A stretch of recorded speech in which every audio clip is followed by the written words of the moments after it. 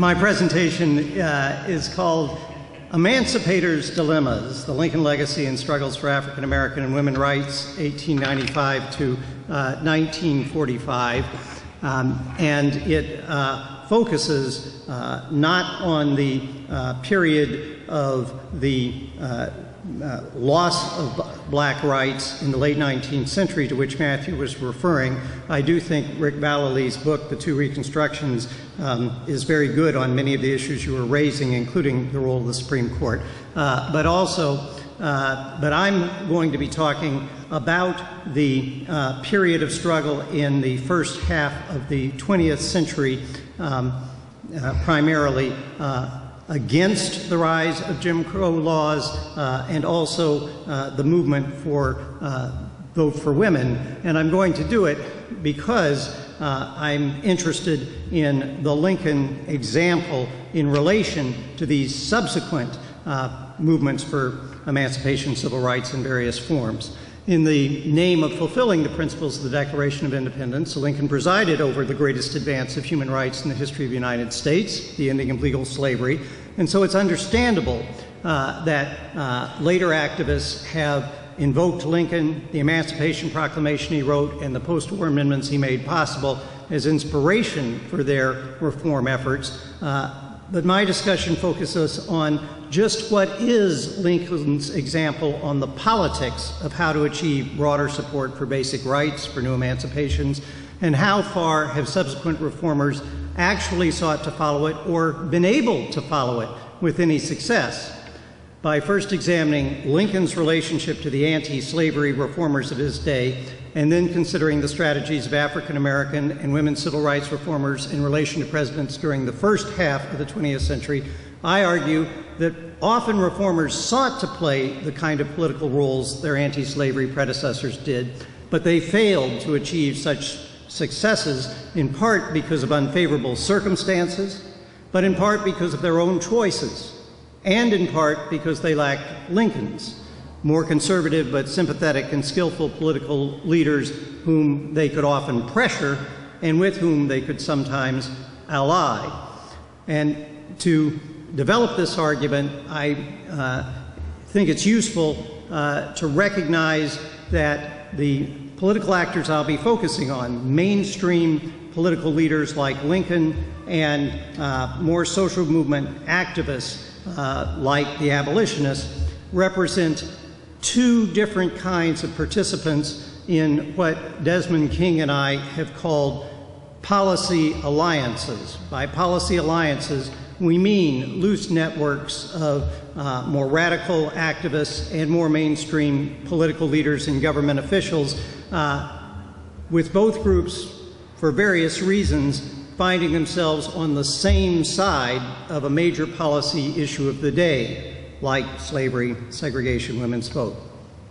Now, despite their common cause, these two types of policy alliance members often differ greatly in their views of tactics and ultimate goals, but they can make distinct contributions. Social movement activists sometimes shift public opinion in ways that create more space for change, whereas government officials have the power to enact reform public policies. But we know in politics, cooperation is not easy.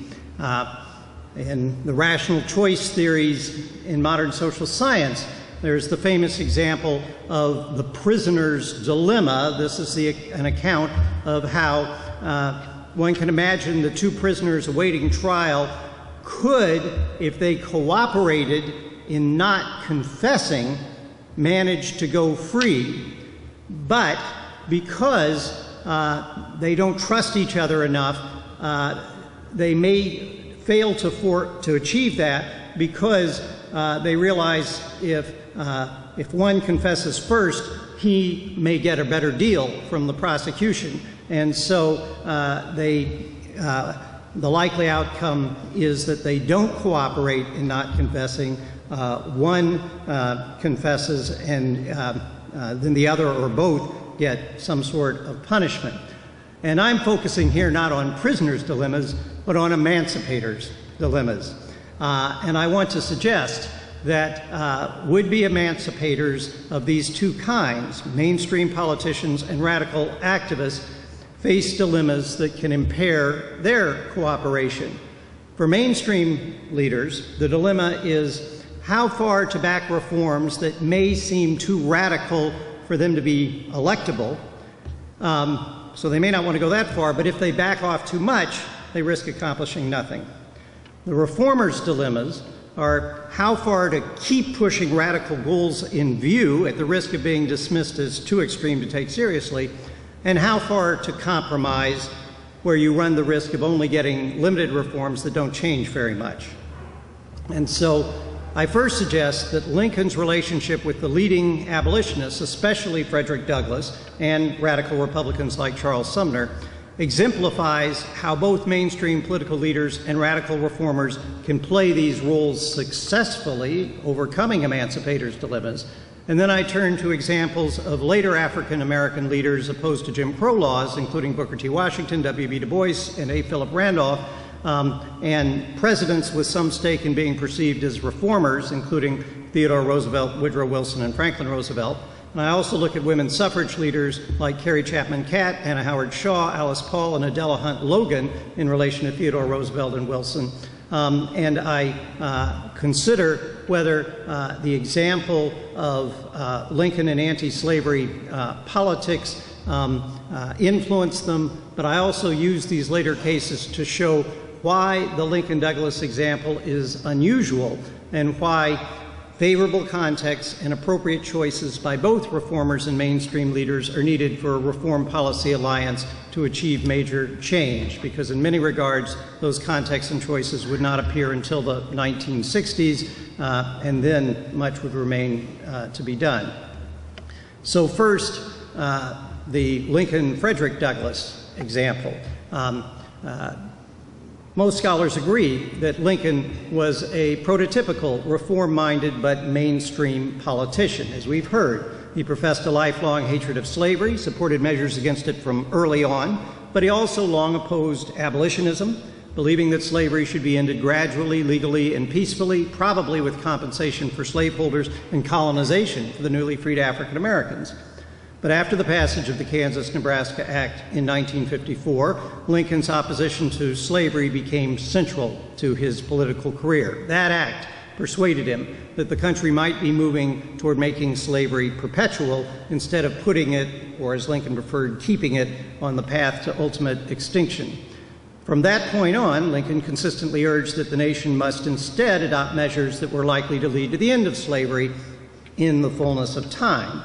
And so, though Lincoln remained a more conservative, mainstream, and electorally credible figure than the abolitionists who sought to end slavery and establish legal racial equality immediately, in the course of events, Lincoln found himself in a position first to proclaim slavery ended in the states in rebellion, then to preside over the adoption of the constitutional amendment he always thought necessary to abolish slavery by law and throughout the land, and even to begin to work toward black suffrage. As a result, many of the radical reformers who'd often expressed disgust with Lincoln's moderate tactics and goals came to praise him as part of celebrating the victories of the cause to which they devoted their lives.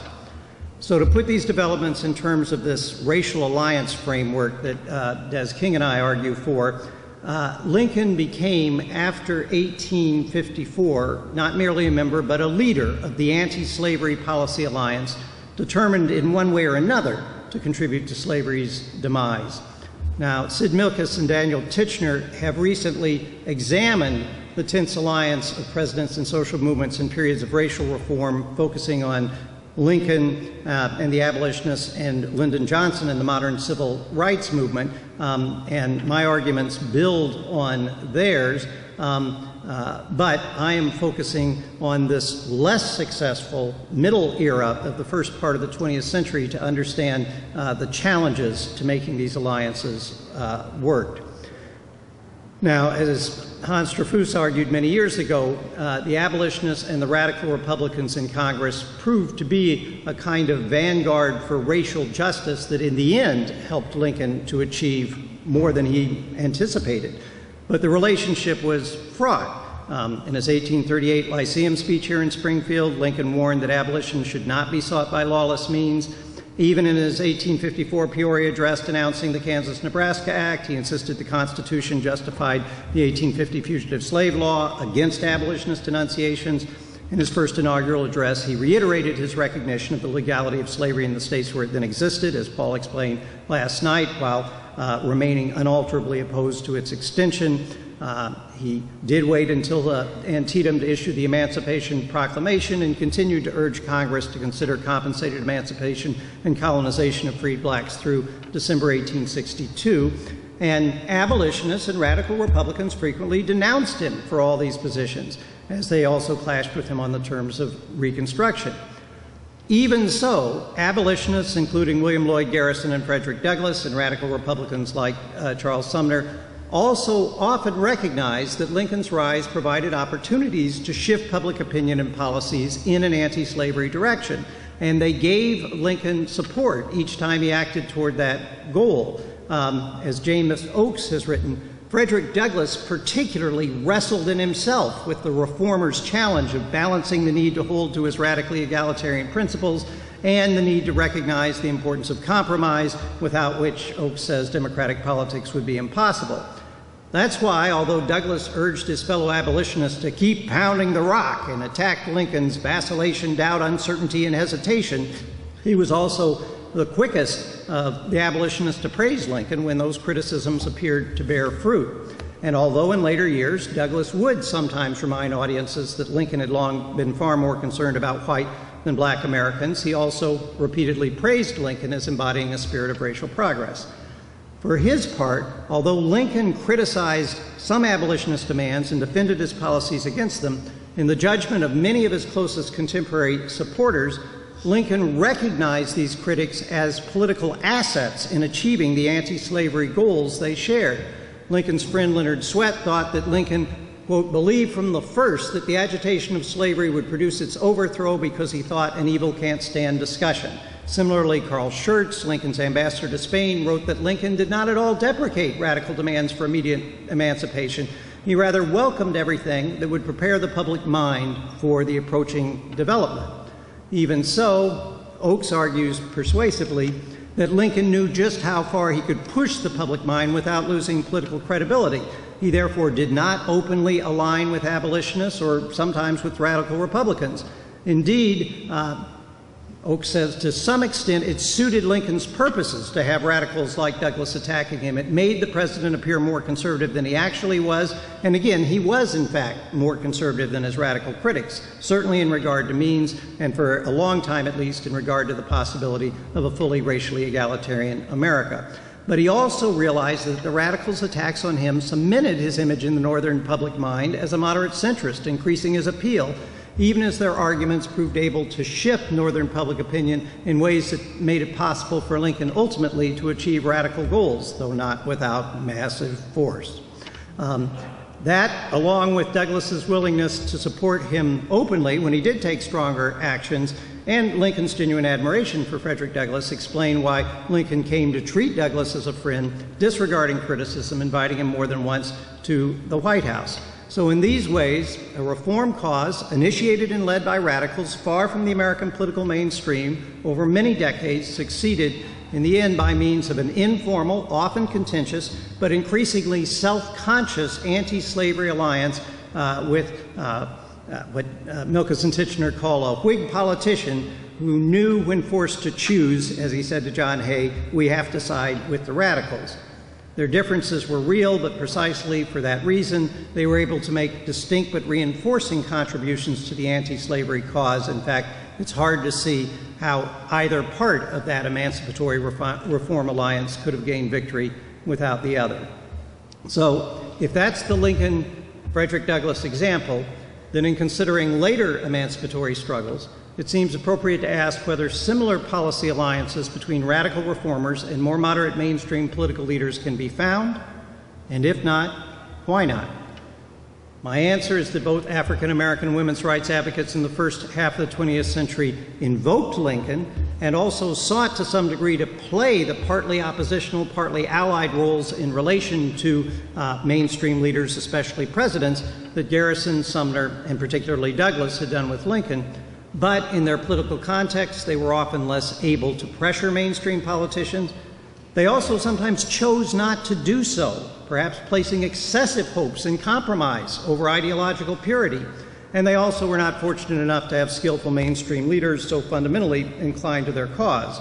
Consequently, though they made some real contributions up to human emancipation, up through the end of World War II, they achieved much less than their great 19th century predecessors and less than their more fortunate successors, informed in part by their failures, would gain in the second half of the 20th century.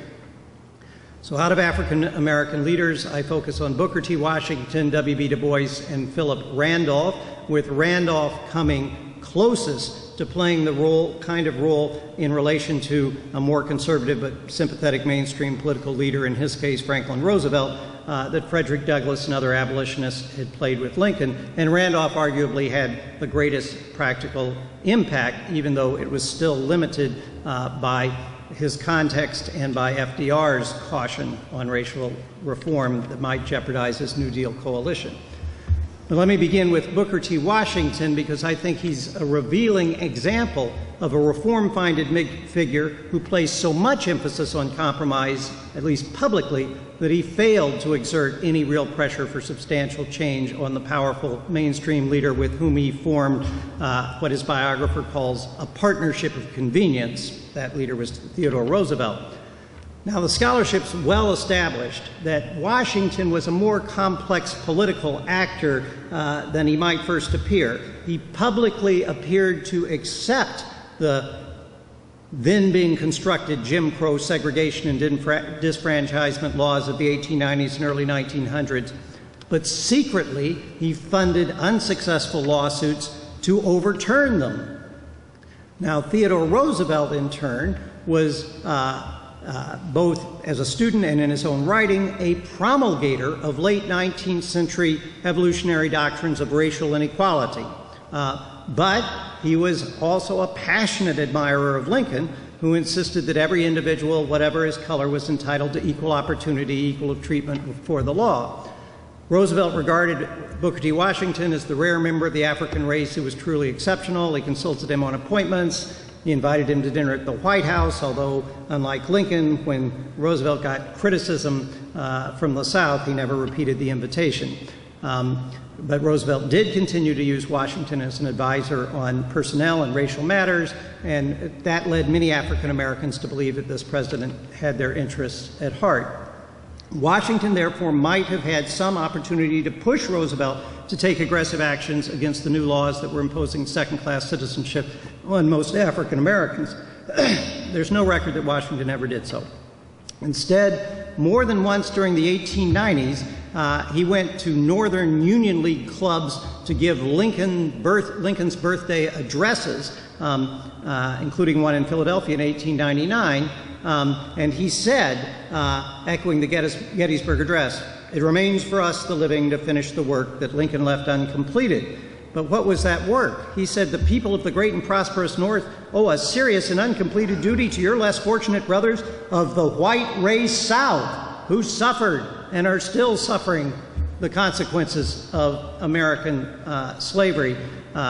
He said the white South was staggering under the burden of dealing with newly freed African Americans, and he urged support for vocational education like at Tuskegee Institute, and he presented the example of Lincoln as just proof that people could struggle from poverty to greater success without invoking Lincoln as a symbol of national political actions to secure more genuinely equal rights. And as Richard mentioned, Washington also told Roosevelt not to use the second section of the 14th Amendment against the states which were disfranchising blacks. He said that might only suggest that if they were willing to pay the price, it was okay. But the result of his efforts to publicly appear a figure of conciliation and compromise and not sharply criticize Roosevelt is that Roosevelt did nothing for African American rights, and in fact, when he ran for the for the presidency in 1912 on the New Progressive Party. He allowed it to be organized in the South on a white-only basis, and he supported a Progressive Party manifesto that promised never to force the political, quote, never to force the political recognition of an inferior race upon an unwilling and superior people. So Washington enhanced Roosevelt's credibility with black Americans while failing to push against Jim Crow measures. I move now to W.B. Du Bois, who was more outspoken as editor of the Crisis in one of the early editions after the founding of the NAACP. Du Bois blasted what he called the reactionary South and the acquiescent North for supporting black disfranchisement, segregation, purely vocational education for blacks, anti-miscegenation laws, and efforts to drive blacks off their lands. And he contended Abraham Lincoln began the emancipation of the Negro America, and the National Association for the Advancement of Colored People proposes to complete it. And he wrote militant essays throughout the time he was editor of the Crisis up to the early 1930s, but with some important exceptions. Disenchanted with Theodore Roosevelt, he supported Woodrow Wilson in 1912. He tried to get Wilson to sign on a statement saying that he was opposed to black disfranchisement. Wilson would not do it, and Du Bois supported him anyway, and then Wilson went on to become the most ardent champion of segregation of any president in U.S. history. Even so, when World War I came along, the administration both brought some pressure to Du Bois not to be critical, and also offered him position in military intelligence if he would be supportive of the war. We don't know the actual impact on that, but we do know that in 1918, Du Bois published a short but controversial editorial, Close Ranks, exhorting his fellow black Americans, "Let us, while this war lasts, forget our special grievances and close ranks shoulder to shoulder with our fellow white citizens and the allied nations that are fighting for democracy." Many black Americans were persuaded, threw themselves into support for the war effort that was valuable to the effort. More radical ones, including Philip Randolph, then editing the socialist journal The Messenger, criticized Du Bois, and various modern scholars, of whom I am one, have argued that Du Bois squandered an opportunity to press for racial change at a time when the economic and military contributions of African Americans were sorely needed. Now, some say the context was far less opportunity than my co-author Phil Klinkner and I contended, and I won't pursue that here except to say that I'll note that women's rights activists did make progress by taking advantage of the World War I context. At a minimum, during the war, Du Bois did not provide the sort of strong, consistent pressure to live up to the nation's promises of equal rights that Douglass and other abolitionists and radical Republicans had done during the Civil War, and again as feminists did during World War I. His editorial also split the ranks of African American rights activists, leaving enduring wounds that hampered collaborative political work. Du Bois soon returned to his militancy after the war, but his accommodation, like his earlier support for Wilson, did not win him any significant support from mainstream political leaders, and it's hard to say that this emphasis on compromise here actually helped advance the cause of African Americans. Now, I want to contrast those with the example of Philip Randolph, acting in a somewhat later period of American history and with a somewhat more sympathetic president. Randolph was the son of a Florida minister who moved to New York City, embraced socialism and unionism, and he organized and became the first president of the Brotherhood of Sleeping Car Porters in 1925. That was the first African-American union to win some limited recognition from the American Federation of Labor. The company was also headed from 1897 to 1922 by Robert Todd Lincoln, but I don't think that Lincoln connection has any great significance for the story. Now, as Union head, Randolph came to urge aggressive strategies that included threatening strikes and eventually nonviolent mass protests as means to combat Jim Crow unions and other aspects of America's segregated and unequal public and private institutions.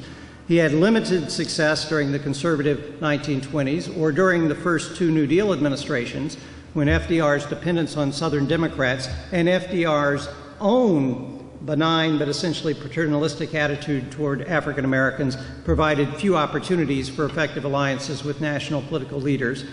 But those unfavorable contexts weren't the whole story.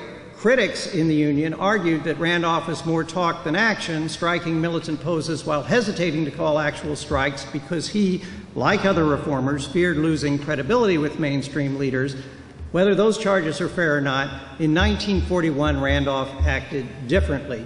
As the possibility of Americans' entry into the war loomed larger, he began calling for all African Americans to join in a march on Washington to demand that Franklin Roosevelt issue an executive order abolishing discriminations in all governmental departments, Army, Navy, Air Corps, and national defense jobs. The march was to end at the Lincoln Memorial.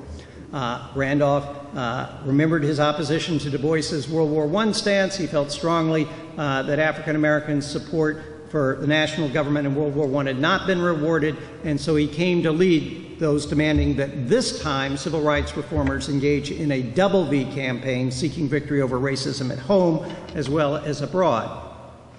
Now, Franklin Roosevelt, whom Randolph always credited with being personally anti-discrimination, was somewhat like Lincoln in seeing African Americans as unfortunates who should be treated kindly, but preferring a politics of gradualism to rapid change on racial matters.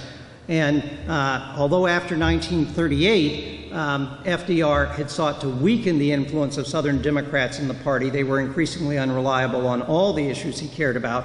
They remained powerful enough that FDR let Southern assistants handle racial matters rather than alienate powerful Southern congressional allies. FDR tried to operate within both the pro-segregation and anti-segregation policy alliances at once, but Randolph saw the opportunity to push him to choose sides. He issued his call for March on Washington in May 1941. FDR sent Eleanor Roosevelt, known to be a civil rights advocate, and Fiorella LaGuardia to try to persuade Randolph to call off the march, saying it would get African Americans slaughtered. But Randolph did not relent. It wasn't even clear that he could really turn out as many thousands as he said, but FDR decided he couldn't call his bluff. The White House began sending Randolph draft executive orders that he rejected as too weak until he finally agreed in June 1941 on Executive Order 8802, banning racial discrimination in the employment of workers in defense industries and governments, and establishing the Fair Employment Practices Committee to address complaints of discrimination. Randolph then postponed the march, but because the order didn't call for new legislation or end all segregation in the military, as he'd first demanded, he continued the March on Washington movement, growing, if anything, more radical in his language and goals and keeping the pressure up. Even so, Randolph was criticized for suspending the march and not putting the pressure on even more greatly. He argued that it would have been a mistake to do so, that if the March on Washington Committee had sought to do that, then the result would have been to simply lose the benefit that they were gaining and discredit the movement. So the paper presents Philip Randolph as arguing resolving more effectively the emancipators' dilemmas that he faced than Du Bois and Washington had done. At the same time, because he did face an unfavorable political context and a president who was not willing to take great risks, the March on Washington movement won this executive order, the first federal action providing for civil rights for blacks since the end of Reconstruction, but the March on Washington movement faded thereafter, and the Federal Employment Practices Committee was shut down after 1946. It did help create state federal employment practices committees, and March on Washington chapters then did contribute to the mobilizations through the 1950s on local and regional levels that ultimately culminated in the 1963 March on Washington, where King gave his famous speech with Randolph standing behind him. I'll note that both in the interest of the time and in the fact that I hit the wrong button and my paper has disappeared from my screen, I'm going to be a little more concise in dealing with what I turn to next, which is the women's suffrage activists working for the right to vote for women and more in the first part of the 20th century. And my argument in that section of the paper is that the women's rights activists, to some degree, were more skillful than the African American activists of that period in keeping the pressure on and seizing what one scholar calls the golden opportunity of World War I to push for change. But they, too, displayed divisions over how much compromise they wanted to accept. They had division in their ranks over how expansive their egalitarianism was, and that resulted in limitations to what they achieved, although they did win the 19th Amendment enfranchising women, as the 15th Amendment had formally banned discrimination in voting on the basis of race. And the paper traces their efforts to work with Woodrow Wilson, contrasting the strategies of the leaders of the National American Women's Suffrage Association, Anna Howard Shaw and Carrie Chapman Catt, with that of Alice Paul, who originally worked with the NAWSA, but from 1914 on formed the National Women's Party because she thought the NAWSA was not using either the right strategy or pushing for sufficiently egalitarian goals. The women's movement, as in this country, as many of you all know, had long been divided, with part of the story of the Reconstruction period that women's rights reformers who felt betrayed when, after the Civil War, male abolitionists did not push for the vote for women. Some turned to racist, nativist, and classist appeals to enfranchise native-born white women in over and above non-white men, and they also differed over whether action should be sought at the national level or through state-by-state change, and these demoralized the women's movement in the late 19th century. The differences continued into the 20th century. Theodore Roosevelt, just as he believed in racial inequality, he had this strong sense of hyper-masculinity, and while he was president, he did nothing for vote for women. He did, in 1912, the Progressive Party did support women's suffrage, and Jane Addams seconded his nomination, but he never really worked actively for gender equality, didn't really believe in it, and he became not relevant after 1912. So the activists turned to pressuring Woodrow Wilson, and Alice Paul famously, while she was with the NAWSA, organized 5,000 white-robed women to march down the streets of Washington demanding the women's suffrage, and they began to get the ear of both parties through this militancy, although the NAWSA continued to work state by state, and Alice Paul pushed more strongly for national amendment. They were successful enough that in 1916, both Charles Evans Hughes and Woodrow Wilson, the two major party candidates, said they would support women's suffrage, and although Wilson preferred it done on a state-by-state basis, he said now, well, we won't argue about the means in the long run. But Alice Paul pushed aggressively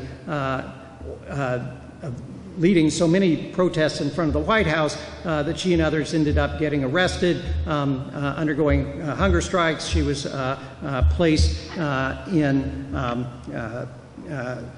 mental asylum for a while, and the negative publicity created pressure on the Wilson administration. The more moderate AWSA leaders took advantage of that, saying to the president, look, we'll work with you and we'll support your war, but you now do have to support a national amendment for women's suffrage. And Wilson came to do so, going to Congress, urging adoption of the amendment, and saying it was necessary for the war effort and the cause for which the war was being fought, to make the world safe for democracy. And as a result, after the war, the 19th Amendment was passed, and even Alice Paul praised Woodrow Wilson at that point. But it remained true that the vote had been won in part. African-American women's leaders like Adela Hunt Logan continued to criticize the mainstream white women activists for using a rhetoric that often privileged whites over others. And there was also a sharp difference between the rhetoric of Alice Paul and the AWSA activists on how broad the egalitarian goals should be, with Carrie Chapman Catt insisting that female differences should continue to be recognized. And so the Women's Activist Coalition fell apart. The NAWSA, which became the League of Women Voters, fell to 1/10 of the membership. There was not support for the Alice Paul Equal Rights Amendment, which still hasn't been enacted today. And so the upshot of these examples is to suggest that there continues to be a need in reform alliances for both mainstream politicians and more radical activists working in tense cooperation under propitious circumstances, and there are real challenges to how you play each of those roles skillfully. These examples show that under unfavorable circumstances, the push to remain viable through accepting compromise by activists often didn't work well, and they were also not fortunate enough to have mainstream leaders in the two Roosevelts and Wilson who were willing to take risk for reforms as Lincoln did. They still made some major achievements, Executive Order 8802 and the 19th Amendment, but they left many patterns of racial and gender inequality still in place. I think the account shows that the example of reform politics that Lincoln and Frederick Douglass and the Anti-Slavery Alliance represents, that example shows that these emancipator dilemmas can be overcome, but it's extraordinarily difficult. Nonetheless, the lessons of those examples, like that of Lincoln in other ways, are ones that are of enduring significance. Thank you. Thank you.